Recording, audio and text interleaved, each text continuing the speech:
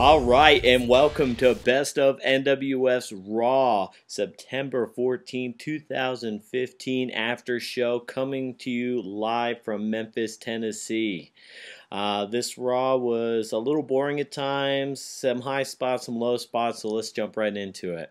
First off, earlier in the day, WWE is hyping a big announcement to happen at the beginning of Raw, so of course we have the Authority come out, and my notes on this is a big old yawn. They announced some matchups that were going to happen later in the evening, and none of it really mattered. Nothing earth-shattering happened, so I'll skip right past that.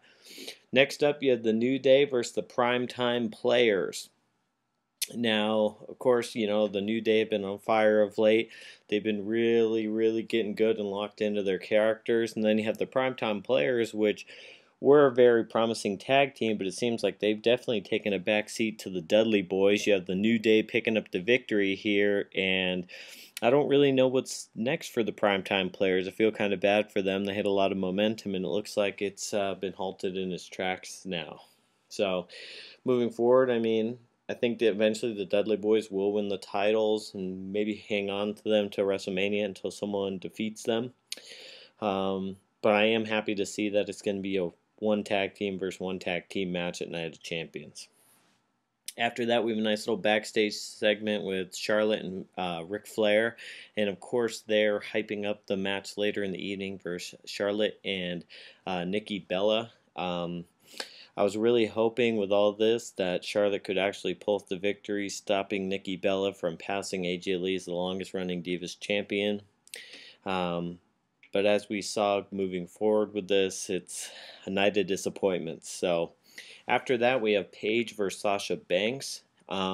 This match was nothing we haven't seen before. Like I said last time, I think you're wasting big-time matchup with Paige and Banks on Raw. So by the time we actually have a feud down the road, we've already seen it on Raw 100 times. Banks picks up the victory, but for what? What does it even matter? Are they starting a feud?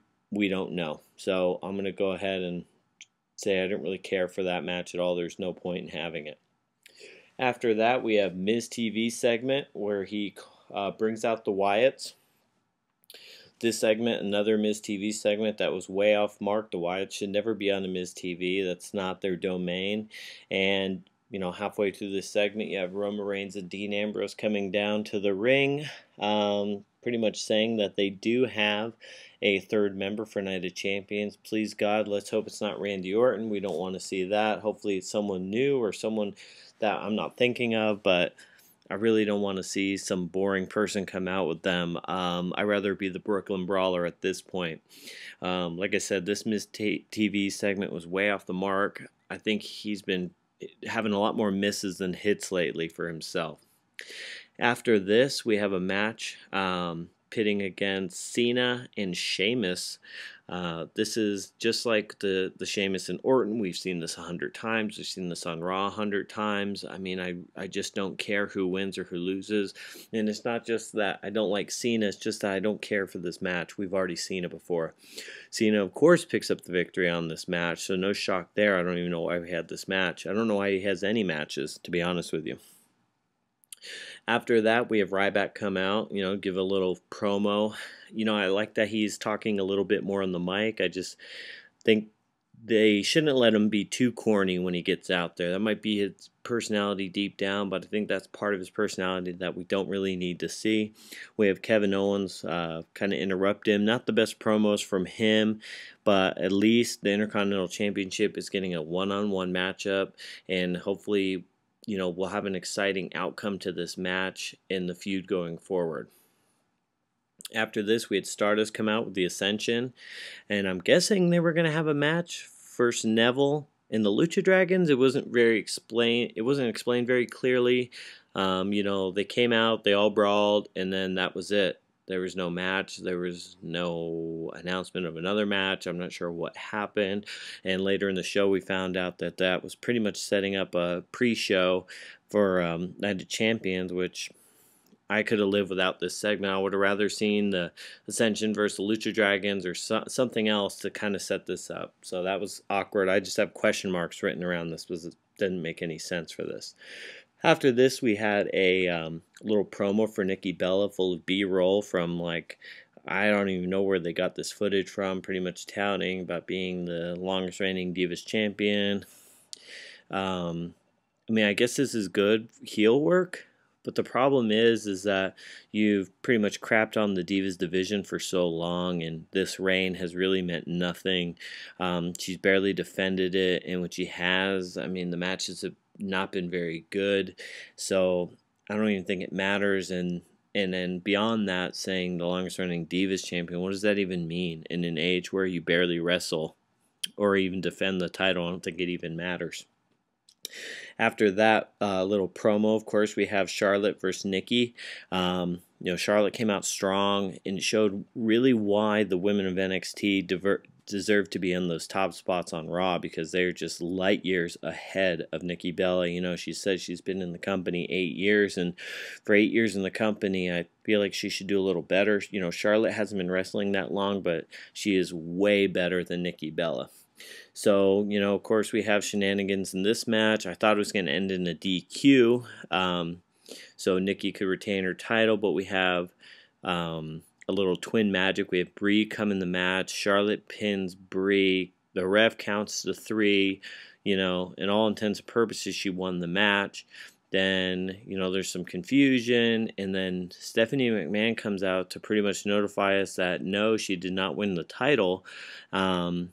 That she actually won by DQ, and the title didn't change hands. But this always, whenever this happens, when an authority figure comes out and fixes just one match, it makes me. I immediately thought of Brock Lesnar versus Undertaker at SummerSlam and how nobody fixed that ending. Like, so you're gonna come out and fix this? I don't know. It didn't make any sense. It really crapped on the whole Divas Revolution, and it feels like. In fact, I was gonna say every step forward they get 2 steps back, but actually every night I feel like they just go 2 steps back. I don't think they've ever gotten a step forward since this initially started happening. After that, we have Cesaro versus Rusev. I feel really bad for Cesaro. Kevin Owens went from their feud into a nice Intercontinental Championship feud, and Cesaro is relegated to just to be in a good hand. I think he's way beyond that at this point. In fact, I think maybe he should have had the match against Ryback. So you have Cesaro versus Rusev. Cesaro wins by a distraction with Dolph Ziggler and all that drama. Like I probably said before, I mean, Dolph Ziggler re-signed for this. Hopefully they pitched him something better down the road. Maybe this is just an intermediary. I don't know. All I know is that it's really painful to watch. For our main event, we have the most hyped match of the evening. We have a one-on-one matchup for the main event, which was a shocker. I couldn't believe that.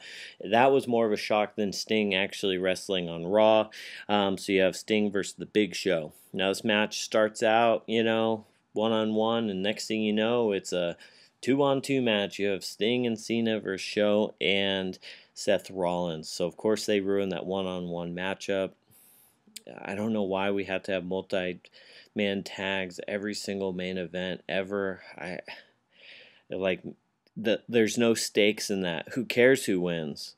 Honestly, if I was on the opposing team, I would just lay down. It doesn't even matter if you win this match. It doesn't get you anything. It doesn't help you in any way. So we have Sting and Cena beating Show and Rollins. Lights go off, and we're into Night of Champions. I was actually surprised. I didn't realize Night of Champions was so close, right around the corner.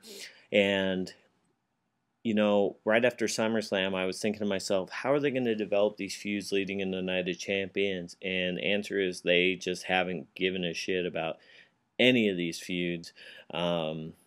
So this is Night of Champions is always one of the weakest pay-per-views of the year, but I think this year is going to be especially weak. And you should have one of the greatest, shows of the year, considering some of these matchups. But when you don't build up the feuds and make me care about why they're wrestling, then it doesn't really matter. It might as well be a glorified Raw. So I'm looking forward to NXT this week. We have more of the Dusty Tag Classic. SummerSlam is going to be this weekend. We're going to do an after show for that as well. So for tonight, this is Best of NWF signing off.